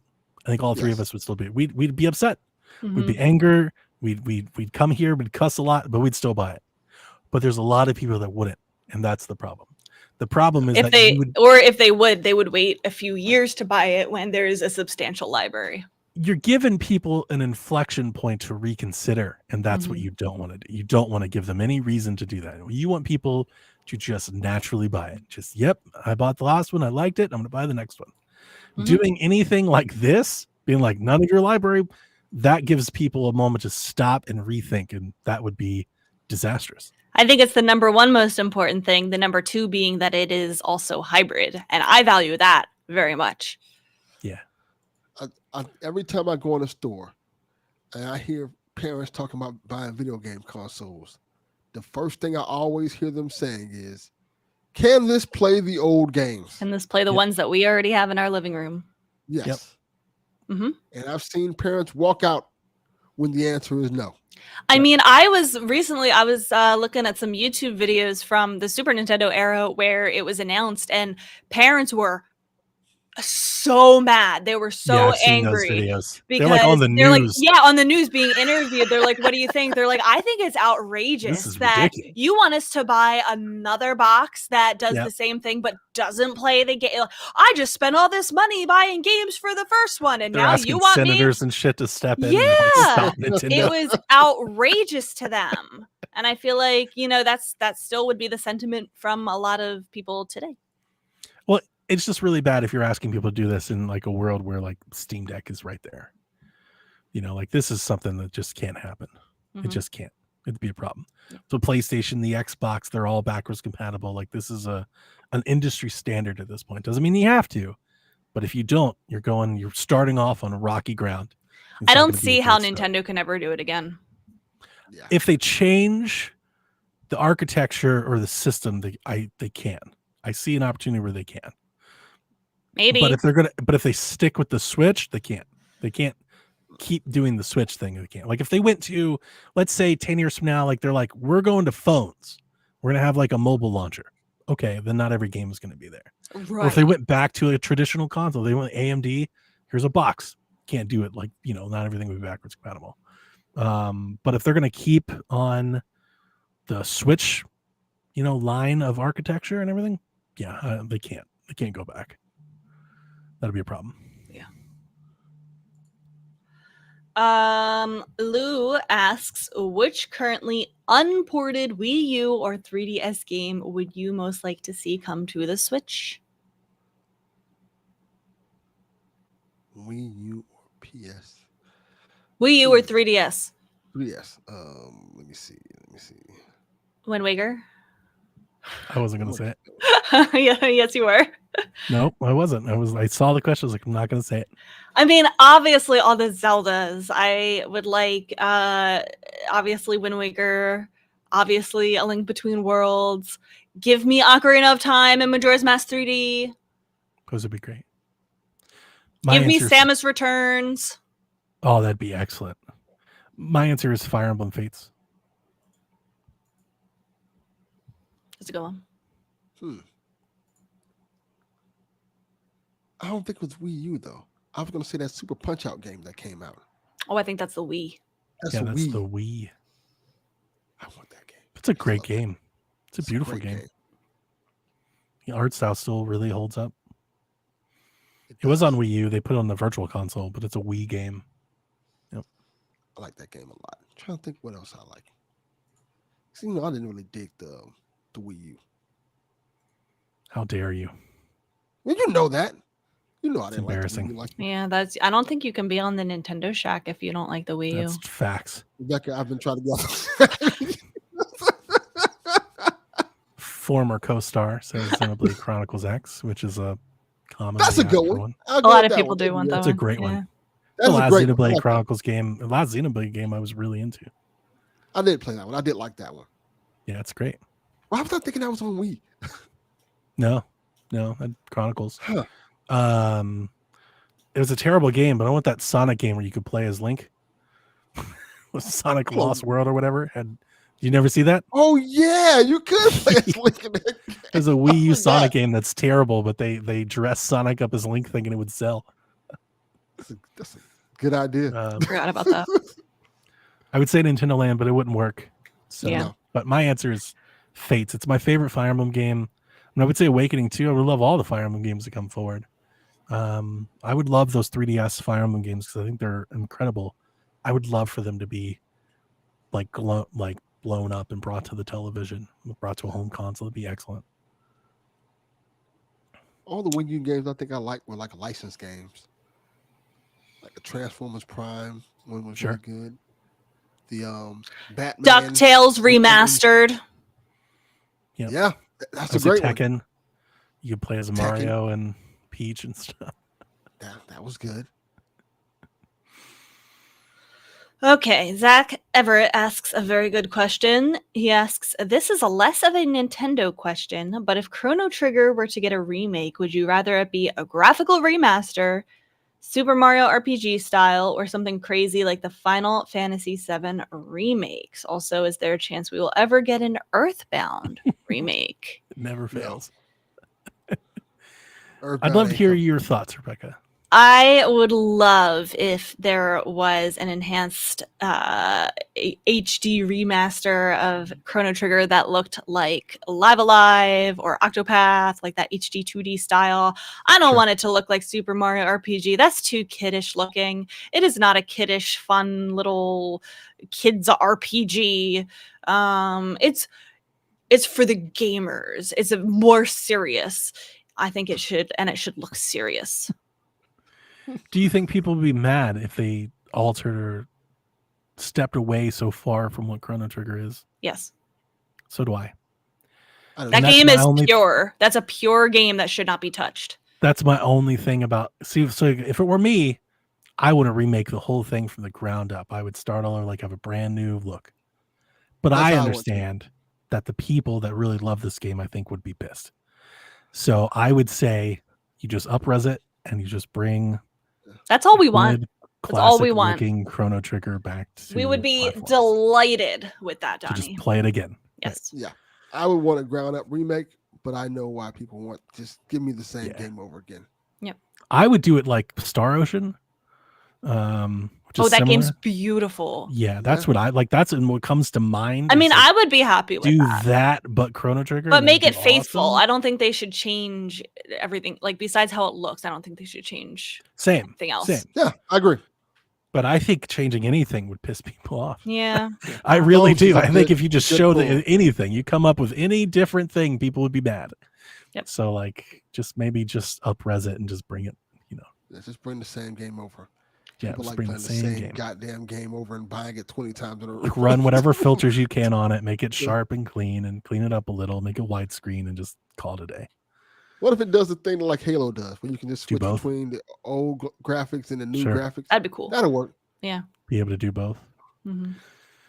I mean, I would say like you could release the ROM and be like, here's classic, Chrono Trigger classic, and then like when you do that, announce, but we're making a remake, and this is what it looks like. That would be the way to do it, I think. That would be awesome. That's what they did with Final Fantasy VII. Yeah, same. Yeah. This is the 30th anniversary of Earthbound Mother 2 this month. No, they don't. People wanna, have they really got to stop counting those things because They're not even counting it. come out of it. They do a lot in Japan. They don't do do. anything here, though. They do. They have a shit ton of merch Mm-hmm. for this game that's forever years old that I they was don't telling- do anything with, and they have merch. I was every telling year. Delvin last week. Yeah, they have a shit ton of merchandise. I honestly don't understand. It must sell well, It does. but not sell well enough for them to make another game. Apparently, Yeah. I don't get it. They have made it clear that there will not be another game. And I don't think the fans want another game, but they want acknowledgement and ports and Acknowledge me. remasters. It'd be nice to have the convenience of just having the games. Yeah. I think Yes. Yeah, that's what just people bring want. the games. Yeah. Mother collection. Here Put you it on go. NSO. Call It a is day. well, the first two are on NSO. Yeah. Remastered. Remothered. I'm upsetty spaghetti about this next question from G-Man. Upsetty spaghetti. What? It's the first time I've ever heard that. I say Yeah. that all the time. I'm upsetty spaghetti. Like, I'm what was upsetty this, spaghetti. Second grade? Like, what is?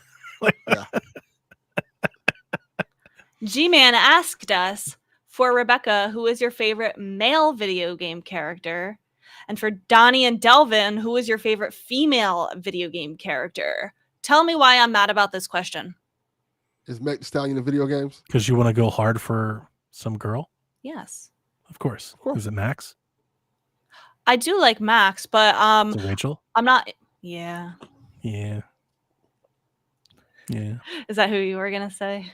No. So when it comes to me, female characters, I always think Senua, Fetch, Corrin, Bayonetta, Alear, Chloe. To be. I'm not that into 2B. I'm not into I like that, to to be. near. But yeah, Chun-Li. Ellie. Chun-Li, yeah, she's dope. Ellie's dope. Wait a minute. I was naming my favorite characters. Are we just going for like bonerific characters? I was going for You guys are- bonerific. Yeah, you're going for I'm Chun-Li going and with- shit. Like, hang on, I'm gonna change my answers here. Camilla. Yeah, I was Yeah. like, Ellie? I'm going with favorite characters now. Lara Croft. I was going favorite characters too. That's why I was thinking. Okay, Senua. then. Fetch. Well, I think because he asked for me, male video game character, and female to you guys, that's why I interpreted it that way. Okay. Well, we'll go bonerific. Becca just went horny. She's just like horny on main. Listen, my mom watches this podcast. Be careful. I'm not the one over here Mom. drooling over like, Rachel Amber. That's you. You brought us here. Your head's in the gutter. Correct. I like Princess Zelda. Sure. Yeah. Did you know that my first video game crush was Riku from Kingdom Hearts 1? No, I did not. I was all over I didn't know him. you were into Kingdom Hearts. I played Kingdom Hearts 1 when I was a kid. That's one series I never could get into. I tried. I googled just now Riku Kingdom Hearts, and there's the second image is Riku and Sora kissing. Hmm. It upset you. No, Like this shouldn't be happening. I don't She like wants to this. be her. I want to be her. Yeah. they're both boys. Oh, I don't know. See, shows how much I know. I don't fucking know. I tried Kingdom Hearts on 3DS, and like I think Kevin was all talking about it, and I got excited and was like, "Let's do it." And then I was like, "This is awful." What Anyone do you got, else? Delvin? In terms of Hottie McHotties, let me Yeah. see. Sia from Hyrule Warriors. I don't even Yes. remember That's a what good she looks like. Bay. Oh boy. It's a good one. CIA. Let's see who I can think of. Oh Chun-Li, of course. yeah, she was designed to be that way. Oh yeah. Of course. Chloe, of course. That's a great one. Yeah, Chloe's awesome. I like know anybody Rachel, that doesn't like- Rachel Lambert better for as far as crushing. I'm trying to think. Cassidy is my favorite Life is Strange crush. Oh yeah, you do like her. Yeah. I'm trying to think who else I really like. I don't know. It's a great question. Ganondorf. Tears of the Kingdom Ganondorf. Daddy Ganon, yes. I saw there's a statue of him that came out. It's like $400. People are thirsting hard. Yes. It's very detailed.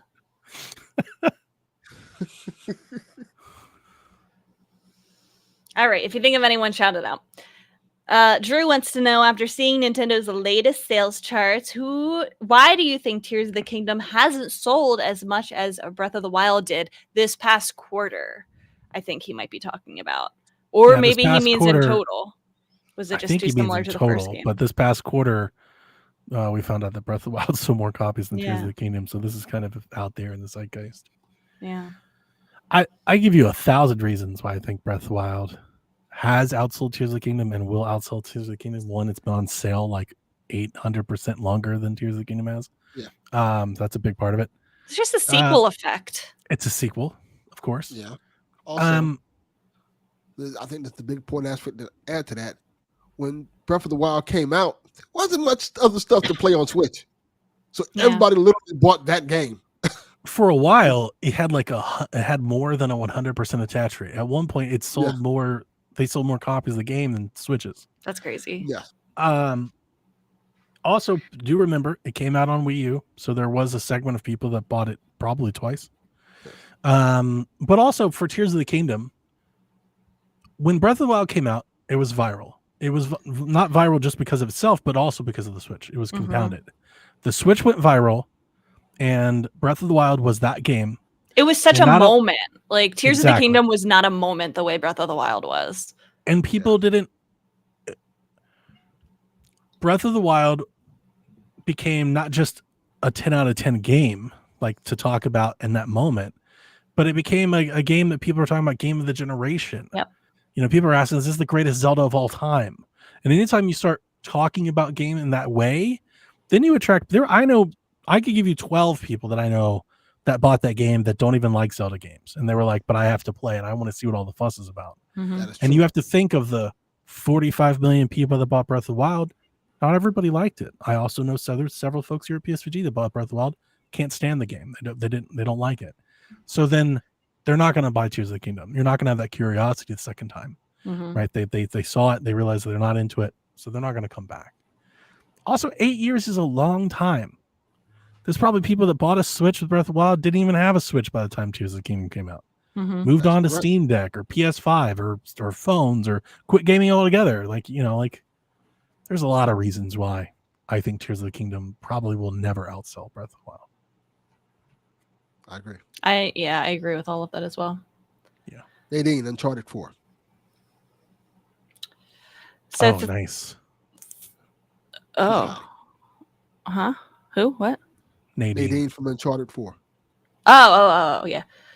Thrak wants Selena Kyle. My man. Thrak wants to know, do you think there's too much revisionist history about the N64, i.e. people claiming it was bigger than it really was? This, I I feel think, targeted. I think this has to do with a viral picture that has been going around Twitter. It kind of blew up. I'm trying to find it because I have it here. It was as optimistic as I am about the Switch 2, I can't help but think about this. And it's like a picture of the NES being like revolutionized gaming, massively successful. Then the Super Nintendo, same thing, but a little bit better, underperformed in comparison to its predecessor. Then the N64 is like revolutionized gaming. GameCube is like same thing, a little bit better, underperformed. Wii revolutionized gaming. Wii U, same thing again, a little bit, but bombed. And then they were like wondering about the Switch 2 because the Switch revolutionized gaming, massively successful. Is it going to follow that pattern? And when I read Thrax's question, like this does seem a little revisionist because you're calling the Super Nintendo like the same thing but a little bit better, underperformed in comparison to its predecessor, and you're calling like the N64 like massively successful, most iconic type of revolutionary thing, which like in a way, yeah. Did the Super Nintendo not outsell the NES? No. Wow, it didn't. But you have to take in consideration like the competition at the time as well. Yeah. Like I know, like Super NES went against the Genesis, and the Genesis was a huge system at the time. Sold a lot. It was a big deal. There was also a half dozen, cast-offs that didn't sell as much as either one of them, but there was a lot of competition. Yeah, right? It's a lot of competition. So it's you had a lot of folks just making consoles, Panasonics, and all these different things. Yeah, you got to take those things in consideration when you start looking at these Nintendo systems that don't sell as well. Like, because then, PlayStation hops in the fold and PlayStation starts dominating and things like that. And then you get further down the line, Xbox comes into it. So, sure. It's a little also, bit different. Was the Game Boy out by the time Super Nintendo came out? Yes. So they probably had some competition just with their own platforms. I could see a lot of people probably got a Game Boy. Like, I'm good. I don't need one of those. I think it's this chart actually is a little bit misleading as well because they're calling the N64 massively successful and it didn't sell as much as the Super Nintendo, which they called that's the funny part. Yeah. I was going to say, because I actually have not seen this picture you're speaking of, but what I was going to say, if I was taking as like maybe this person was talking to me, and now I guess he wasn't, but I was wondering, I was like, I don't think I've ever claimed that 64 was bigger than it was, because it wasn't very big. At the time, it has its lunch absolutely eaten by PlayStation. Like, I remember being one of those kids, like, I'm 64. People were like, what? 64? Like, it wasn't it. It had its moments. I think it definitely did revolutionize things in a very significant way. But it only had like 300 games. The original PlayStation had like 1,000. Yeah. like it had a ton. So I don't know what it sold, but I wasn't even that sell long. very well. Yeah, so I think he's right. I think people do claim it's bigger than it really was, because I think we think of it as this like holy type of. I do. Yeah, I do. It made it. It introduced 3D. It made 3D Mario. I mean, for me, right? I can only speak my own opinion, but for me, the 64 is that console. For me, how Delvin thinks of the NES, I think how a lot of people think of the Super Nintendo. For me, it's the 64. I didn't have a Super Nintendo when it came out. I had a 64 relatively to the time that it came out. Like, my first Zelda game was Ocarina. So to me, the 64 is that console. It is very beloved to me. But I've always realized that to most people it's not. Yeah. But I do love it. But it had its, even in its own way. I mean, it wasn't as successful, but it had its moments. Like GoldenEye was huge. That's a thing. Like, its wrestling games were huge. GoldenEye and Perfect Dark were huge. Mario 64 and Kart and Ocarina. Those are massive things on that system, even for its install base. Winback. I love Winback. It was very influential, even if not popular. Yes, I guess what I'm trying to say. I remember the conversation about Winback and Metal Gear Solid. People used to have. Oh boy, it was not Metal Gear Solid. They were like, hey, y'all got Metal Gear Solid, but we have Winback. Oh goodness, that's terrible. But that's what it was at the time. Like, yeah, it was fun. I guess so. I'm trying to think of like the people that I listen to. It's mainly Jeff and Mike. But I talk to Sean and listen to his podcast and listen to you guys. I don't get on like people in our Discord. I don't get the sense that so many people think the 64 was like sold a bunch or was popular. I think people do. You do? I mean, you would know. You're definitely more of like Cooler than you us. reach more people. You see more things than I think I do. So Yeah. John 32 wants to know, what first party Nintendo game do you really want your co-host to give a second shot after either not trying it or not liking it the first time? I only have one answer. I have an answer for you. Oh, I'd love to hear it. I think you need to try Pokemon Snap again.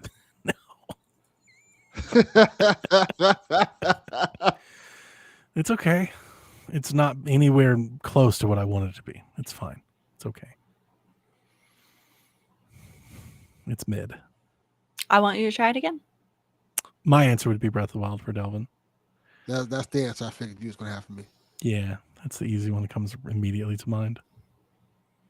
Because I like Tears of the Kingdom so much. I really like Tears of the Kingdom. Yeah. It's insane how much I like that one. I don't think I have one for you, Rebecca. Nothing really. jumps My off the gaming page. opinions are just perfect. It's fine.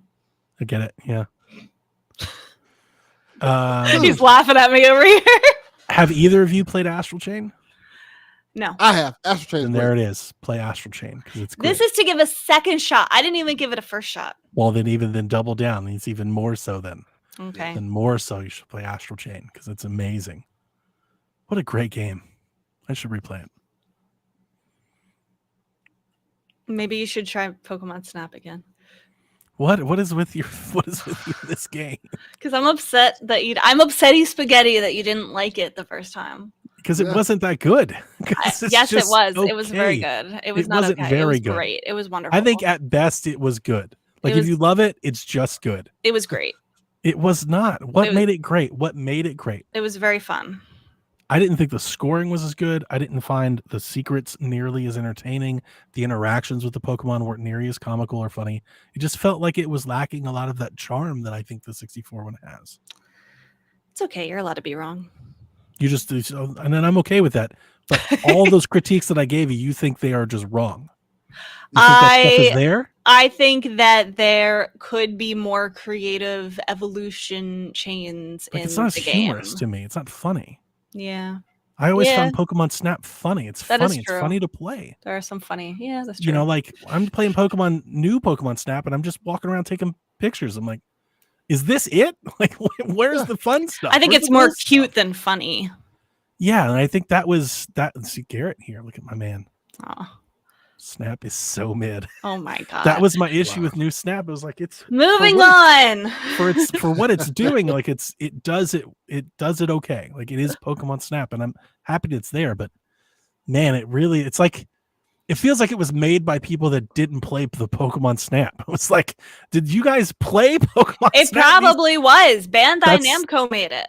That's what it feels like. I was like, did any of these people ever play? Anybody sit down and show them why we like Pokemon Snap so much? Because it's not here. That's my issue with it. John, you're creating a divide between the Nintendo Shack with this question. Moving on, DJ wants to know, what is the biggest mistake Nintendo could make in the design of the Switch 2? Ooh. I think not design. making it hybrid. Yes. I mean, that's a good answer. Is anybody actually thinking that's going to be a thing? That's not going to be a thing. It wouldn't be a Switch at that point. Right? I guess if it was portable only, it could still be a Switch and not be hybrid. Maybe. I wouldn't honestly, I wouldn't care if it was portable only. I'd be like, that's fine. Really? Okay. I would be devastated. Because I would assume that they would like come with an accessory or something down the line. But like, even if it's a hybrid, like I could see them just giving you like a USB-C to HDMI cord. Like there's no dock, you just plug it in. Like, okay. Like, it's not as nice, but like, do I really care? Not really. Because I don't use it a whole lot on the TV screen anymore. So I still do. I feel like I want to give a different or a better answer, but I don't think I have one. Same Joy-Cons. Like literally Yeah. the same Joy-Cons. That's a with the better. same Yeah, I like that drift answer. and everything. Yeah, it's like literally they've done nothing. It just is the Joy-Cons. Here's a new tablet, and your old Joy-Cons work. Oh, that'd be bad. That'd be bad. The old I mean, Joy-Cons I work would 'cause they're still the get to same use Joy-Con. my GameCube ones. So like that'd be Yeah. cool. I'm like, okay, Yeah, That's on cool. the Plus, all of them would be compatible, but on the Right. downside, that would also imply that they did not make a huge change to the like ergonomics and rails sleekness. and Like stuff, yeah. and it would still kind of be the same size console. It wouldn't really be any like thinner or different shape, different Yeah. dimensions. They could make it. Yeah, no, the Joy-Con is a better answer. I was gonna say they could make it like super heavy or something. But like That don't wouldn't know. even be a deal breaker. yeah, how could it be when you have all these allies and decks and everywhere, and people are walking around with these gigantic things? Yeah. I thought that the Steam Deck being so large and bulky was going to be horrible, and it's like really not that bad. Yeah, you gotta Yeah. have a suitcase to carry that motherfucker around. Right. Or like you're going to a business meeting. Ooh, could they make it too small? What if it was like much smaller? Hmm. What if it was Yeah, I like a wouldn't Vita? that. Ooh, no. Don't go That's for too that. small. Hmm. That's too small. I don't like that. Yeah, I wouldn't like that either. Super Meta Boy asks, when it comes to gaming, how proactive or lazy are you? Do you ever play a different game or platform because you're too lazy to haul your I assume he means fat ass behind up and change the cart over? Yes. Yes, I'm lazy. Yeah. If most I of have my to games get are up and digital. go take like the CD out of the PS5 and put a new one in, that is so much work. I just I don't gotta- care. I don't have many physical games anymore. I'm gonna tell you this, Donnie. You're gonna be mad at me, but it's funny. Uh-oh. I bought College Football 2025. Of course. I've had it for a week now, but Yep. I have not played it because I don't want to open the cartridge and put it in the drive. Why? Then why'd you buy it? And I'm gonna, Just to have eventually, it? I'm gonna open the wrapper and put it in the drive. I don't feel like doing But it. you're just not there yet. Like it's like too much work. I just play what's on the system. That's funny. Yeah, I mean, I have excuse me. I have a bunch of Switch games, but they're always right here next to me, so they're never that far out of reach. I have like a case of Switch games. All my Switch games fit in one case, so I don't think about it too much. Yeah. But I'm pretty lazy though. I'm very lazy. when it comes To me, it's like I don't want to. I may not want to get up and move. Yeah, I'm Rebecca, the did I same tell you what I guy. did for my computer? No. Can I take a moment? Can I tangent? Yes. Of course. So we were talking about many weeks ago. We were talking about Xbox and like where they are with their console and offering. There were these rumors going around that like the next Xbox would be like a PC, like a ROG Ally, but like has like an Xbox UI on it, but it is like a PC. You could play Steam games and stuff on it. And I thought to myself, I was like, that'd be cool because when I play my PC here at my desk and I've got the monitor and the PC and it's awesome. Sometimes I don't want to sit here. Like if I'm working all day, I don't want to sit here and play, right? I want to play my TV and it's not that far away. It's just over there. So I was talking to Sean and it was like, man, I wish I could come up with like a mini PC or something. Like I want to do this over there. How do I do this over there without buying a brand new $2,000 PC? So I was Googling around YouTube and everything. And what I did a couple weeks ago is I got into the ceiling of my basement and I ran an HDMI optical cable up the wall. It's behind my stuff over. I mean, maybe you can see it, like right over the TV. You see the cable under Mhm. behind the skateboard. Yeah. It goes up the wall into the ceiling. I run it. I bought a 100-foot cable. It goes all the way across the basement into my closet, down to the ground, under the thing, behind my television, and now I can flip a switch, and I can take my PC gaming right from here, right there, and I could go sit in my recliner and play my games. Wow. And it is awesome. That is the And it's- opposite of lazy. That is like very proactive. No, but see, And- that's actually lazy as well because he's working extra hard just to be lazier. Just to be lazier. So the other Yeah, day I that's was true. working, like actually working, doing spreadsheets, and I was like, I've been sitting in this chair for so long, my ass hurts. And I was like, I don't have to do this anymore. I flipped it and I grabbed my wireless keyboard. I went and sat in the recliner and kept working. That's funny. I like that. That's very good. I was taking a Zoom call from my lazy boy.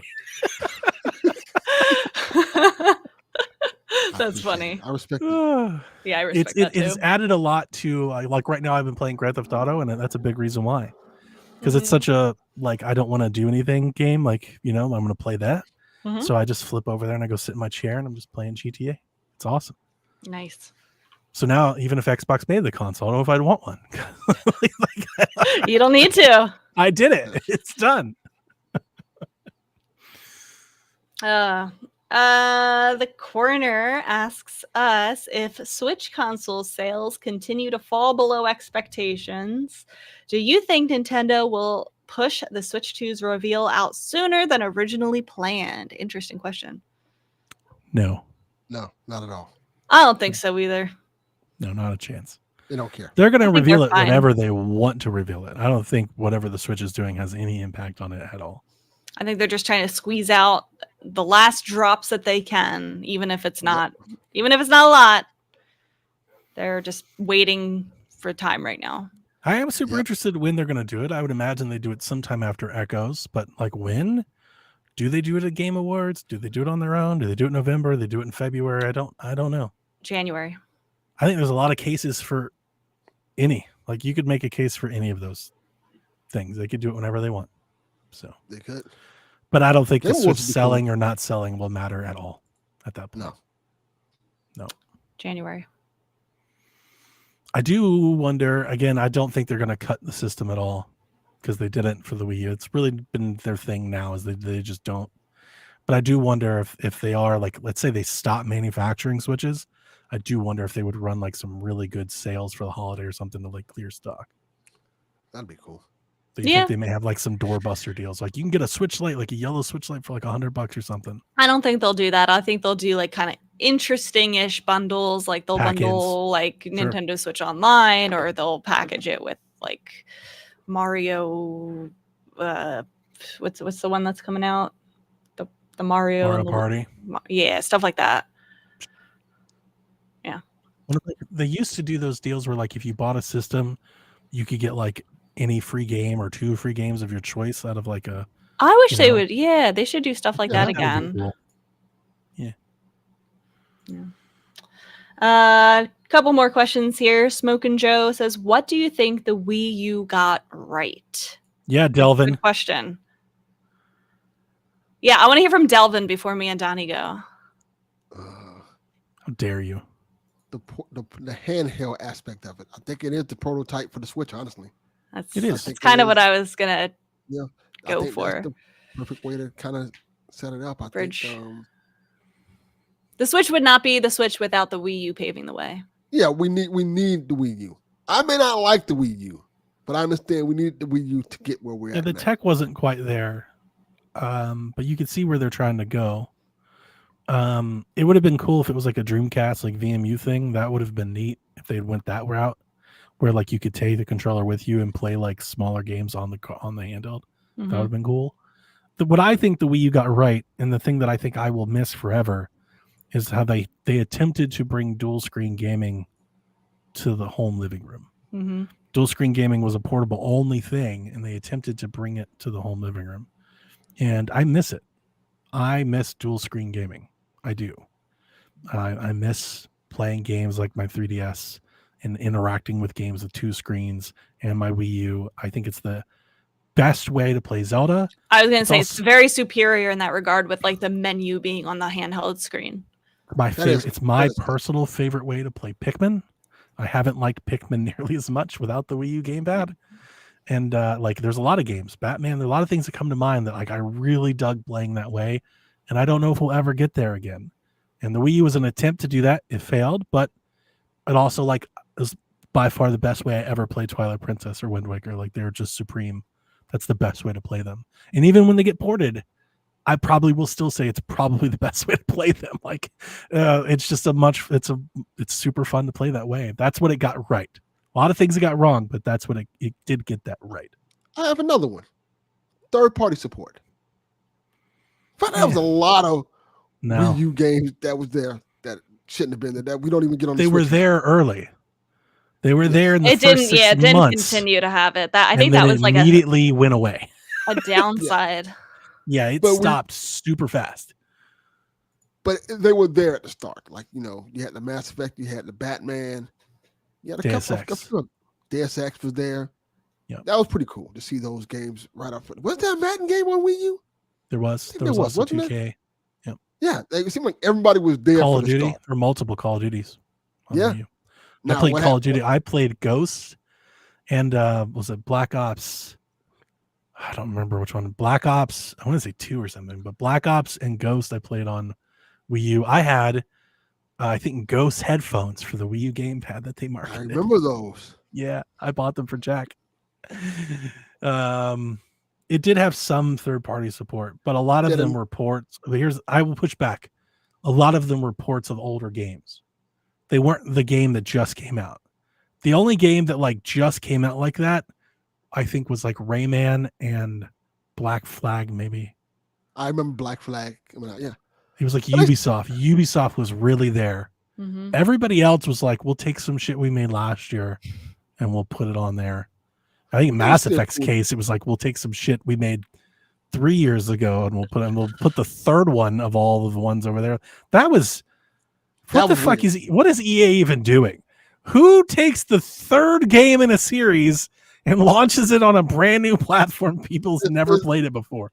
It's like Nintendo, like, hey, you got that game for us? Oh shit, we put the game. It is Put something together. crazy. What a crazy thing to Yeah. think What about. can we pull up there real quick? We But- got Mass Effect 3. But in That'll year work. 2, Fuck you, Delvin, that's in cool. year 2, And then wonder why it third-party doesn't sell. third-party support was down to like we were begging indies to put their game on Wii. I mean, it got bad. I remember those days. G-Man in chat mentions virtual console. A lot of That's people another good one. a lot of people still prefer the virtual console model to the NSO model. I get it. I respect it. It's not what I prefer, but a lot of people do think they did that right. I am one of those people. I do prefer the virtual console. The only thing that I would push back on is I think the Wii U's virtual console was poor. I think the Wii's virtual console was better. Not from a It is. selection, but from an emulation. The way they ran the games on Wii U, they weren't as nice. Like a lot of them, like all the Wii games were darker. They had like this dark filter on all of them. Or they had like that smooth filter effect on all of them. Oh, It I just did not wasn't- like the smooth filter effect. Yeah, you could, so, you like- could turn that off. There was stuff like that I Yeah. don't think it did it well. But it also had stuff like it had DS support. Yes. Things we'd never seen before and things like that. But I do prefer the virtual console, and it also had way more options, hmm tons of stuff to buy, way more than NSO Turbo has. graphics games. Yeah. Yeah. Neo Geo. Oh, I'm gonna shout out the operating system. I know it was slow, but I love the menu, like the design. I've always liked that Yeah. Wii icons. Like here are the icons. You could create your own folders. Yeah. You could color Yeah, your own that was cool. folders. Like I like that. Okay. Finally, our last question. Ian asks, are they ever going to re-release, remaster, remake, rejig, reimagine, or explicitive? Is he gonna refuck Eternal Dark? Like what? I don't know. It's just star. Eternal Darkness, Sanity's Requiem. The entire world wants it. He says, well, I want it, and I'm the world. There's dozens of us. Yes, Yes, I it's am literally with you, dozens of Ian. us. Ian, I am right there with you. I would like them to re-explicitive Eternal Darkness. I think that is such, I've only played a little bit of it, like a couple hours of it, but it is such a cool experience. I Yes. think it's a very interesting part of Nintendo's history, and there's nothing really quite like it. And it might not have aged as well, because there's very specific things that could only happen on a TV that kind of breaks the fourth wall. And I don't think it would have that same effect today, but I think they could swing it in a way to make it work. Yes. I would love to see them put on NSO. I don't think they will. No. There was a Kickstarter years ago when we first started the Shack. There was a Kickstarter to try and bring this game up, and it failed to even beat its. I don't think there's demand here. I want it to be a thing, but I don't think there's enough demand here for it to be a thing, and I think that's why it's not. It's very Because sad. that Kickstarter tried its damnedest, and I think it was out there for like a year and I don't even think it met like half of its goal. Like they just couldn't raise any money. I love the idea of doing a Eternal Darkness reimagining with the studio that Delvin likes so much, the Until Dawn folks. Mm. It's Supermassive or whatever they're called. Like that's super massive. Yeah, that'd I be could cool. see them Let doing that. them take their approach to their games and let them weave in some Eternal Darkness tricks and whatnot and retell that story. And I Yeah. think that could be a hit. It could be a lot of fun. Yeah, there are 2 games I've been wanting to come back. Eternal Darkness is one of them. Parasite Eve is the other one. Yeah, I think Parasite Eve might come back. It'll be Dino Crisis first, but I think Parasite Eve may be down the line, but it's kind of up there on deck. But I see like Eternal Darkness, if you take the concept of Eternal Darkness and the story, and you give it like the Until Dawn stuff, but you make it like a streamable thing that people can interact in and stuff, I actually think it could be like, be Cool. a hit. I think something like that could take off. But just what it was, like the actual, just the ROM, I don't know. I don't see it. Yeah. Be a funny win back thing or something to throw up one day, but like, are people actually gonna get into it again? I don't know. Me and Ian will be first in line. Yeah, me and Kevin will be there with you. Cool. I'll be there. I think Yeah, people. we've wanted this game for a long, long time. Let's do it. I have it on my Wii U. Great game. I remember it's just a little clunky, and I think that it could benefit from a Yeah. remake. I agree. Reboot as well. Laughing Boy in chat. Rather a reboot for modern consoles. Yeah. Yeah. I would too. I would much rather them do something new with it than bring us the old game. I would be okay with that. All right, that's it for our questions. We did it. Yeah.